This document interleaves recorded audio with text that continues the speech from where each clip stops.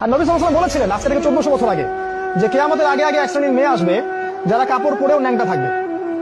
কাপড় পরবে কিন্তু ন্যাংটা থাকবে। নিসাউন কাসিয়াতুন আরিয়া, কাপড় পরেও তারা নগ্ন থাকবে। তিনি বলেছেন তারা নিজেরা আকৃষ্ট হবে, অন্যদেরকে আকৃষ্ট করবে। এরা জান্নাতে যাবে না, জান্নাতের কখনো গন্ধও পাবে না। আমাদের নবীজি বলেছিলেন যে দাজ্জাল, এর নাম শুনেছেন? দাজ্জাল আসবে সামনে মানুষের রূপে, অপেক্ষা করতে থাকে।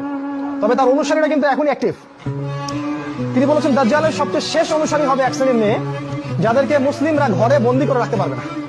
বাপ ভাই স্বামী মিলে ঘরে রাখতে চাবে, তো ঘরে থাকো, পর্দায় থাকো, এরা বাঁধন ছিন্ন করে বের হয়ে চলে যাবে। এরা বের হয়নি। বিগত 100 বছরে দেখেন শহরে মেয়েদেরকে আর ঘরে রাখতে পারবে না। উন্নতি অগ্রগতি কাঁধে কাঁধ মিলিয়ে দেশ ও জাতি গড়বো, এটা স্লোগান দেয় না? দিয়ে দিয়ে সমস্ত জায়গায় আজকে ওরা ঢুকে পড়ছে। শিক্ষা ক্ষেত্রে যাবেন, আপনাকে একটা বেহায়া মেয়ের সাথে বসতে হবে সামনাসামনি। স্কুলে যাবেন, সেখানে জিনা করতে হবে। কলেজে গেলে সেখানে জিনা।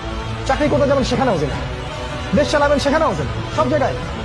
আর পর্দাটা উঠিয়ে দেওয়া হয়েছে, বলুক আর না বলুক সুকৌশলে উঠিয়ে দেওয়া হয়েছে। একটা মেয়ে যখন নিকাব পরে স্কুলে কলেজে যায়, তাকে ডেকে আনা হয়, তাকে রিমান্ডে নেওয়া হয়, তাকে জিজ্ঞাসাবাদ করা হয়, কি সমস্যা, তোমার সমস্যাটা কি, মুখ ঢেকে আসো কেন?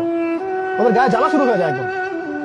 এই দেশে বাস করেন আপনারা, এই সমাজে বাস করেন যেখানে একটা মেয়ে স্বতন্ত্রভাবে যে স্বাধীনভাবে হিজাব করবে, সেই স্বাধীনতা ওর নাই এখন। বরং তাকে বাঁকা চোখে দেখা হয়, কি জঙ্গি নাকি? বোরখার নিচে কি বোম আছে? গাড়ির নিচে আবার বোম আছে না?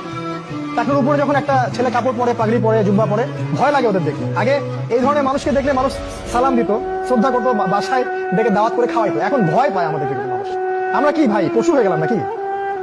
এই কাজটা কে করলো আসলে? আমরা কি বাঘ ভাল্লুক?